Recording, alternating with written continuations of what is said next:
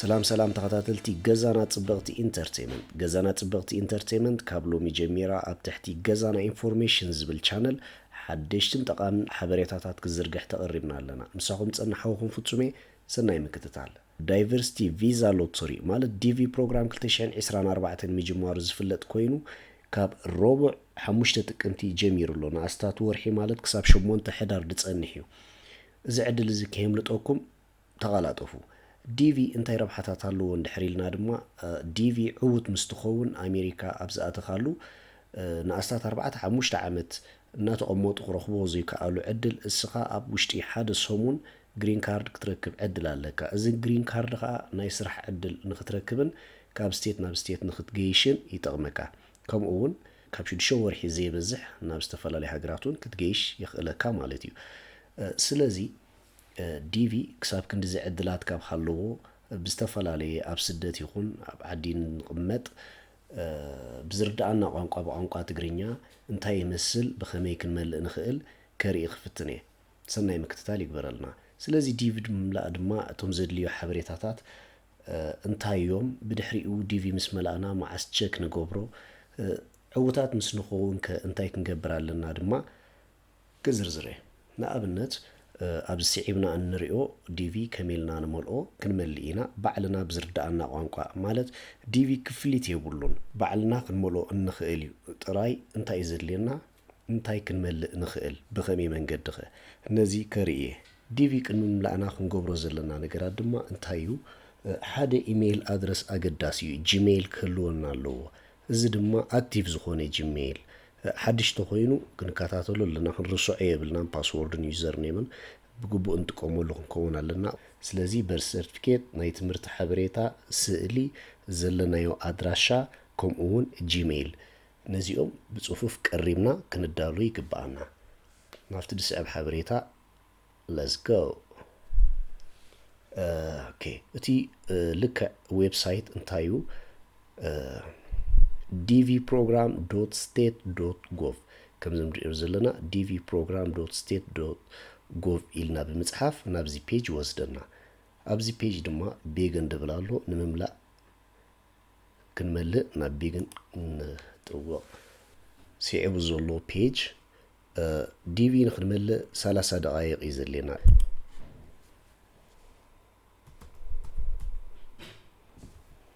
እዚ ጊዜያዊ መሕለፊ ኮይኑ እዚ ፊደላት እዚ ብግቡእ ክረኣየና ምስ ዘይክእል ኣብዚ ናይ ድምፂ ሳጹን ብምጥዋቕ እንዳሰማዕና ክንጽሕፍ ንኽእል እዚ ምጽሓፍና ጊዜያዊ ኮድ እዩ ሳሚት ንብል ከምዚ ንዕዘቦ ዘለና እቲ ናይ መምልኢ ፔጅ መጺና ኣሎ ቀዳማይ ፔጅ ቁጽሪ 1 ሕቶ ላስት ፋሚሊ ኔም ፈርስት ኔም ሚድል ኔም ስለዚ ኣብዚ ላስት ፋሚሊ ኔም ኩሉ ግዜ ሽማ በሓጉ እዩ ድጽሓፍ ፈርስት ኔም ሽምና ሚድል ኔም ሽማ ኣቦና ንኣብነት ሕጂ ቀሪበየ ዘለኹ ክመልኦ ኣሮን ሰመረ ንጉሰ ድብል ኮይኑ ብናቱ ሽም ክመልእ ሽማ በሓጎ ኣሮን ሰመረ ንጉሰ እንድሕር ኮይኑ ላስት ፋሚሊ ኔም ንጉሰ ይኸውን ብካፒታል ሌተር ኮይኑ ተጠንቂቕና ሓንቲ ፊደል ከይተጋገና ክንመልኦ ይግባአና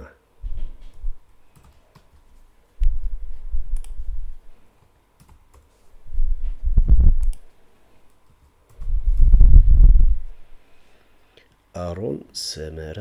ንጉሰ ጾታ ካልኣይ ሕቶ ጾታዩ ተባዕታይ ሳልሳይ ሕቶ ዕለተ ልደት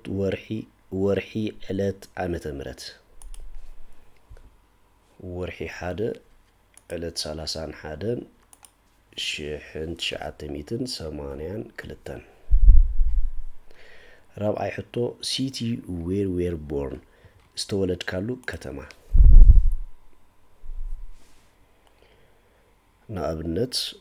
ዝተወለደሉ ከተማ ኣኽርያ ክገብሮ እየ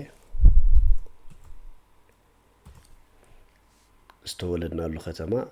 ኣብ ዝተወለድናሉ ብልክዕ ክንጽሕፎ ክንክእል ኣለና ካንትሪ ዌር ዌር ቦርን ዝተወለድናሉ ሃገር ኤርትራ ካልእ ምስ ዝኸውን ድማ ሱዳን ድዩ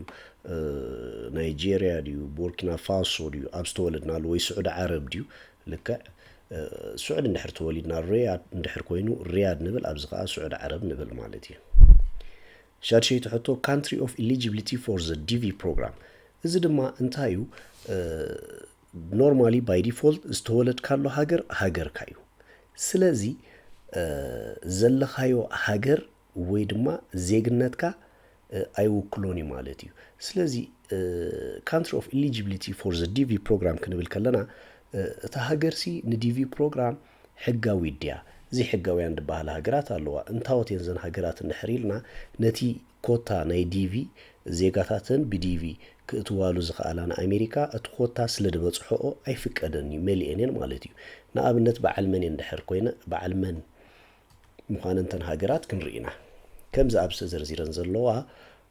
بنغلاديش برازيل كندا تشاينا كولومبيا جامايكا مكسيكو نيجيريا كاب افريقيا نيجيريا لا كومون ساوث كوريا زين استفلالي هاجرات بديفي نخاتو زيغاتاتن ايفقدني سلازي ابزن هاجرات مستولد فقود ايكونن مالتي منالبات سخا ابزين توليدكا جن بوبخا ويبديخا ኤርትራዊ ምስትኸውን ኣነስ ኤርትራዊ ዝብል መረዳእታ እንሕራለካ ኖም ምባል ሃገር ትመርጽ እሞ ተሃገር ብዘእተኸያ ድሕሪኡ መተኣማመኒ ሰነድ ክተቕርብ ትግደድ ኢኻ ግን ስኻ ኣብ ኤርትራ እንድሕር ተወሊድካ ባይ ዲፎልት ኤርትራዊ ኢኻ ስለዚ ኣብ ሱዑዲ ተወለድ ኣብ ኢትዮጵያ ተወለድ ብዘየገድስ እተን ሃገራት ሕጋውያን ንዲቪ ፕሮግራም ምናልባት ኣብ ናይጄሪያ ወይ ኣብ ካናዳ እንድሕር ተወሊድካ ግን ንዲቪ ፕሮግራም ሕጋውያን ስለዘይኮና ስለዘይፍቀደለን ካልእ መረዳእታ ኖ ብምባል ሃገርካ ትጽሕፍ እሞ መረዳእታ ተቕርብ ድሕርካ ትግደድ ኢኻ ኣብዚ ግን ሕጋዊ እንድሕር ኮይኑ ዝተወለድካ ኣሎ ሃገር ንዲቪ ፕሮግራም የስ ብምባል ንሓልፍ ቁፅሪ 7 ሕቶ ጉዳይ ስእሊ ኣብ ናይ ዲቪ ሕግታት ኣለዎ ስእሊ እንታይ ክኸውን ኣለዎ እንድሕሪልና ኣብ ጻዕዳ ባክግራውንድ ፊት ንፊት ናብ ካሜራ ጠሚትካ 3/4 ናይ ገጽ ኣብቲ ፍሬም ከኣቱ ኣለዎ ዝተረፈ ክፋል ካብ መንኮብ ኣካላትካ እዩ ክሎዝ ኣፕ ኮይኑ እቲ ዓቐን ናይቲ ስእሊ ድማ 600 ብ600 ፒክሰል እዩ ዓቐኑ ድማ 240 ኪሎባይት ደይበዝሕ ክኸውን ክኽእል ኣለዎ كمزي أبزي نعزو زلنا دبان ويتين تدخونه كالحبر دحزه ويدما تصلالت زلو مزخون نديفي بروغرام قبول ايكوننيو اوكيالي شاربا كال نجر نجز كخلكل زخل نجرات غيركا مس سالون نافت عجاخت اتو زلكا عدل صبيبيو كم اون قنينكا انقعريركا كسادكا تጓعፂዝካ ዓይንኻ ተዓሚትካ ከምዚ ናይ ቀደም ፓስፖርት ድበሃል ነበረ ስእሊ ሓደ ብርእሲ 3 ዓቐን ሒዝካ 3/4 1/4 ድበሃል ስእሊ ፍቑድ ኣይኮነን ማለት እዩ ስለዚ ፊት ንፊት ሙሉእ ገጽካ ኣብ ፍሬም ኣትዩ ኣብ ጻዕዳ ባክግራውንድ ክኸውን እዩ ዘለዎ ማለት እዩ ፍሽኽታ እኳ ድፍቀድ እንተኾነ ኣፍካ ኸፊትካ ግን ክኸውን የብሉን ከም ኣብነት ቆልዑ ኣብ ንስእል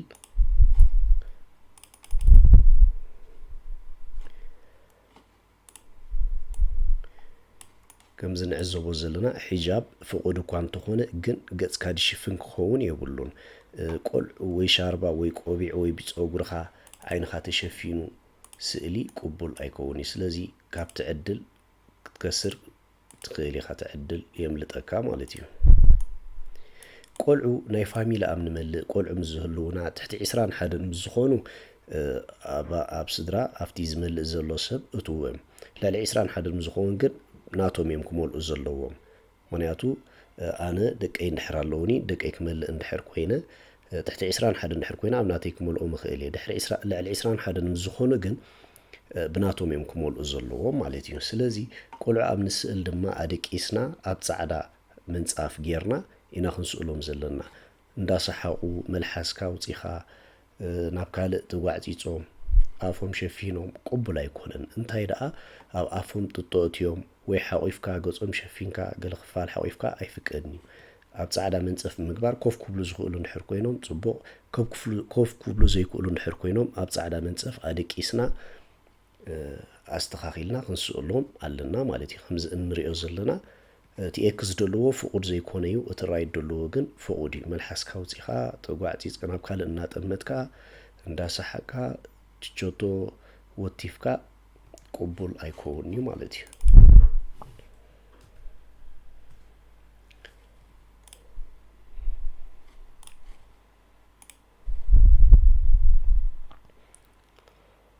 ኦኬ ቁጥሪ 8 ኣድረስ in care of post office እንድሕር ኣለና ተቐቢሉ ክበልና ዝኽእል ፖስት ኦፊስ ክንመዝግብ ንኽእል ኢና እንድሕር ዘይብልና ግን ክንሓልፎ ንኽእል ኢና ግን ኣብዚ ሕጂ ዲቪ ምስ ንዕወት ብፖስታ ዝሰደል መፀና ሓበሬታ የለን ኩሉ ግዜ ብዲጂታል በቲ እንመልኦ ጂሜይል ኣድረስ ብኡ እዩ ክመፀና ዝኽእል ስለዚ እቲ ንጥቀመሉ ጂሜይልና ብትክክል ቁኑዕ ክኸውን ክኽእል ኣለዎ ድሰርሕ ክኸውን ክኽእል ኣለዎ ምክንያቱ መልእኽቲ ብኡ ስለ ዝመፀና ጌጋ ጂሜይል ምስ ንፅሕፍ ዝመፀና ሓበሬታ ብዘይ ምክትታልና ክንከስሮ ንኽእል ኢና ማለት እዩ ስለዚ ኣድረስ ላይን 1 ጎደና እዩ ጎደና ዘይብሉ እንድሕር ኮይኑ ባይ ዲፎልት ሓደ ሓደ ኢልና ክንሓልፎ ንኽእል ኢና ኣድረስ ላይን 2 ቁፅሪ ገዛ እዩ 142 እንድሕር ኣለዎ ንፅሕፎ ተዘይብሉ ግን ክንሓልፎ ንኽእል ኢና ከተማ ዘለናዮ ከተማ ንኣብነት ኣብ ኣዲስ ኣበባ ስለ ዘለኹ ኣዲስ ኣበባ ኢለ ብናይ ኣዲስ ኣበባ ዝርከባ ምሕዳራት ክምዝግብ ክመልእ ኣብ ሱዳን ይኹን ኬንያ ዩጋንዳ ኣብ ካልእ ክፍለ ዓለም ዘለኹም ድማ በቲ ዘለኹምዎ ንክትመልኡ ትኽእሉ ኢኹም ማለት እዩ ጎደና ቁፅሪ ገዛ ከተማ ኣዲስ ኣበባ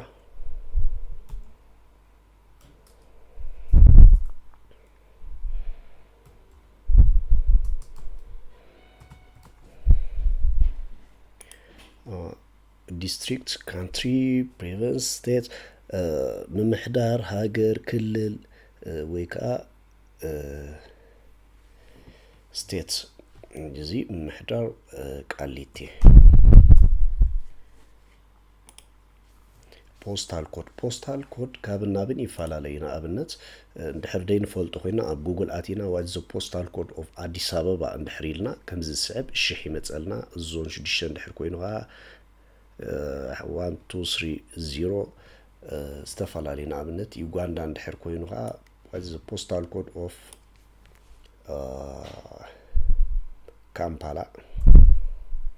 ካምፓላ ዩጋንዳ እንድሕር ኢልና ናይ ዩጋንዳ ከዓ ከምዚ 1011 እጂ ከም ዘለና ኣድረስ ስዑድ ዓረብ እንድሕር ኮይኑ ከዓ በቲ ዘሎ ኣድረስ ፖስታል ኮድ ካብ ጉግል ክንወዞ ንኽእል ኢና ንኣብነት ኣዲስ ኣበባ 1000 ስለ ዝኾነ 1000 ኢለ መሊአ ኣለኹ ዘለኹ ሃገር ኢትዮጵያ እዚ ድመላእክዎ ኣድረስ ኣበይ እዩ ተሃገር ኢትዮጵያ መሊአ ኣለኹ ቁፅሪ 9 ሕቶ ዝቕመጠሉ ዘለኹ ሃገር country where you live today ዝነብረሉ ዘለኹ ሃገር ኢትዮጵያ ስለ ዝኾነ ኢትዮጵያ ይብሎ country where you live today ቁፅሪ 10 ፎን ናምበር ኩሉ ግዜ ምስ መእተዊ ኮድ ኢና ክንፅሕፎ ዘለና ንኣብነት ናይ ኢትዮጵያ 251 እዩ ቴሌፎን ይፅሕፍ ኢሜይል ኣድረስ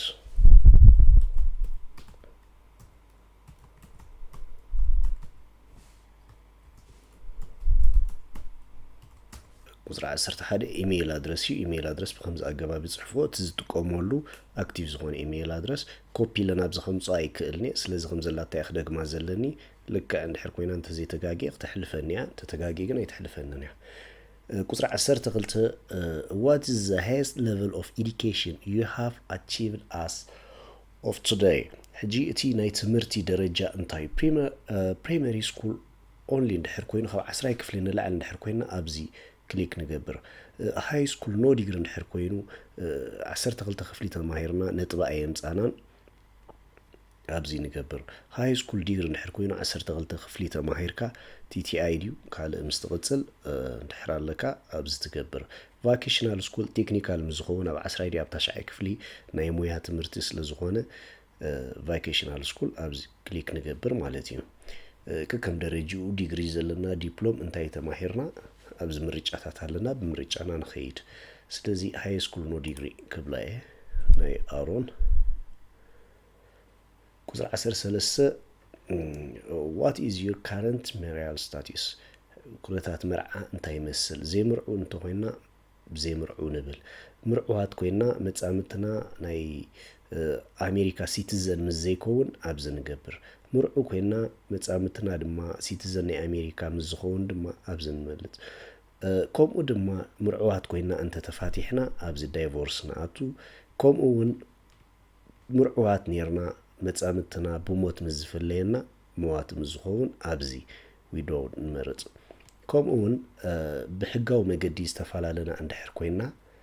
ኣብዚ ንመርጽ ማለት እዩ ስለዚ ኩነታት መርዓና ብከምዚ ኣገባብ ክንመርጽ ንኽእል ስለዚ ኣሮን ሰመረ ኣይተመርዓወን ኢለ ኣለኹ ምርዑ ምስ ዝኸውን ድማ እሞ ኣብ ሃገር ተመሪዑ እንድሕር ኮይኑ መጻምቱ ድማ ኣብ ሲቲዘን ተዘይኮይና ናይ ዩኤስ ኣብዚ ይመርጽ እሞ ቆልዑ እንድሕር ኣለዎ ኣብዚ ብዙሕ ቆልዑ ይዝርዝር ተዘይብሉ ግን ዚሮ ይብል እቲ ሓበሬታ ዝምላእ ሓደ እዩ ንኣብነት ኣብ ናይ ኣሮን ዚሮ ክገብሮ እየ ቆልዑ እንድሕር ኣለዎ ኢለ ግን ንኣብነት ክልተ እንድሕር ኢለ ናብቲ ዝቕፅል ፔጅ ናይ ክልተ ሓበሬታ ክበኒ እዩ ስእሊ ናይቶም ቆልዑ ሙሉእ ሽም ዕለተ ልደት ቦታ ልደት ከምዚ ኣብዚ ድመላእናዮ ሓበሬታ ከምኡ ክንመልእ ንግደድ ማለት እዩ ሙሉእ ሽምን ዕለተ ልደትን ቦታ ልደትን ስእልን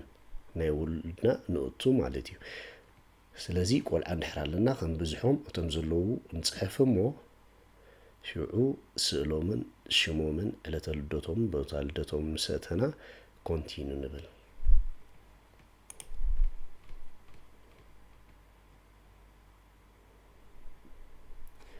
እዚ ሓበሬታ እንታይ መሊእ ከም ዘለኹ ንምርግጋጽ እንድሕር ጌጋ ፈጺመ ኣብዚ ጎ ባክ ፓርት 1 ንብል ኣብኡ ኣሪመ ኔክስት ኢለ ናብዚ ክመጽእ ይኽእል እየ ስለዚ ሽማ ኣባሓጎ ንጉሰ እዩ ኣሮን ሰመረ ንጉሰ እዩ ድበሃል ላስት ፋሚሊ ኔም ኩሉ ግዜ ሽማ ኣባሓጎ እዩ ብቕድሚት ድፅዋዕ ኣሮን ሚስተር ንጉሰ ተባሂሉ እዩ ድፅዋዕ ማለት እዩ ተባዕታዩ ወርሒ 1 ዕለ 31/82 ተወሊዱ ኣብ ኣኽርያ ኣብ ኤርትራ እዩ ተወሊዱ ኤርትራዊ እዩ ኤርትራ country of eligibility for the DV program ኤርትራ ሕጋዊት እያ ኢንተርኔት ፎቶግራፊ ኣትየለኹ ተቐቢሎም ኣለዉ ኣድረስ ጎደና ቁፅሪ ገዛ ከተማ ምሕዳር ማለት ወረዳ እንታይ ይድበሃል ምሕዳር ከባቢ ፖስታል ኮድ ካንትሪ ሕጂ ዝቕመጠሉ ዘሎ ሃገር ቁፅሪ ቴሌፎን ኢሜይል ኣድረስ ደረጃ ትምህርቲ ሃይ ስኩል ኖ ዲግሪ ኣብዚ ክንሪኦ ዘለና ቴክኒካል እንድሕር ኮይና ዲፕሎም ወላ ይሓልወና 12 ኮምፕሊት ዲግሪ ገለ ኣይኮንና ንብሎ እንታይ ዳ ቫኬሽናል ስኩል ኢና ንብሎ ቫኬሽናል ስኩል ማለት ወይ ናይ ስራሕ ልምዲ ዘለና ካብ 2 ዓመት ንላዕሊ ተሞክሮ ንዘለና እንድሕር ኮይኑ ቫኬሽናል ስኩል ኢና ንብሎ ዲግሪ ወይ ዲፕሎም ኣይንብሎን ኢና ስለዚ ኣብቲ ዲቪ ኦታት ምስ ንኸውን ኣብ ኢንተርቪው ምስ ንቐርብ እዚ ኣለኒ ንብል ስለ ዘለና ነዚ ሰነድ ክነቕርብ ኢና ንሕተት እዚ ምስ ዘይነቕርብ ድማ ኢና ሪጀክት ንበሃል ስለዚ ክንመልእ ከለና ጥንቃቄ ይሓተና ቫኬሽናል እንድሕር ናይ ቴክኒካል ኮይኑ ቫኬሽናል ስኩል ኢና ክንመርጽ ዘለና ኩነታት መርዓ ዘይምርዑ ኢለ ኣለኹ ቆልዑ የብሉን ነዚ ሓበሬታ እዚ ንኸይንርስዖ ኣብዚ ራይት ክሊክ ብምግባር ቴክ ስክሪንሻት ምስ ግዜ ምናልባት ኣብቲ ዕለት 6 ወርሒ 5 ኣብ ዝግለጽ ውፅኢት ምስ ምንዋሕ ግዜ እንታይ ከም ዝመላእኩ ብዛዕባ ትምህርቲ ብዛዕባ ሽመይ ተጻሕፋ ከመይ ከም ዝነበረ ክርስዖ ስለ ዘይብለይ ምናልባት ምስ ዝርስዖ ወይ ኣልፋቤት ፊደል ምስ ዝጋገ እንታይ ከም ዝነበረ እዚ መወከስ ክኸውን ስለ ዝኽእል ስክሪንሻት ገይረ ያውንጥ ወይ ብሞባይለይ ይስእሎ ወይ ድማ ኣብ ኮምፒተረይ ስክሪንሻት ምስ በልኩ ዳውንሎድ ብሎ ኣብ ማይ ኮምፒተር ዳውንሎድ ኣትየ ድማ ነቲ ፋይል ክረኽቦ ይኽእል ብድሕሪኡ ሳሚት ይብል ስለዚ ኬዝ ናምበር እዚ እዩ ንጉሰ ነዚ እውን ራይት ክሊክ ቴክ ስክሪንሻት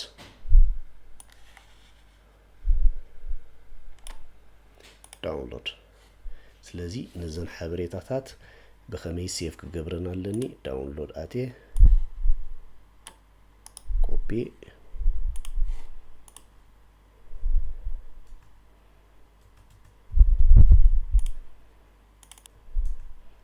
بخمزي فولدر كفيته أبز تأمني كقمطي علني مالتي سلازي تشك جبر مكله خو أبتي على شدشت قنبت كلشين إسران سلسلة بزجلس وتصيت شما بحقون زي confirmation number بمئتاوي عودي دي عود توتصيتك كاتاتل زخل مالتي سلازي زي يمثل كورات تغتاتلتي تنيلكم سماعكم ني اندامسغونكو منالبات كتملؤ عقمي مزي ترخبو مالت ناي كمبيوتر دي وي ناي موبايل شجر مزهلوكم كم زد عزبو زلخم قصر تليفوني وي جيميلي بزي كتلقوا لي تخوليهم بزي تليفون ويكا بزي جيميل ادرس كترخبوني تخوليهم بنات اب زي كفليت كم حجز بعليك ملالكم يخيلي بخمس ريو دما تي داتاهم سكرين شات بمقبار ناب ادرسكم كل اخلكم يخيلي مو سلازي نزح حبريت استخداتلكم نين دامزقونكو يغني اللي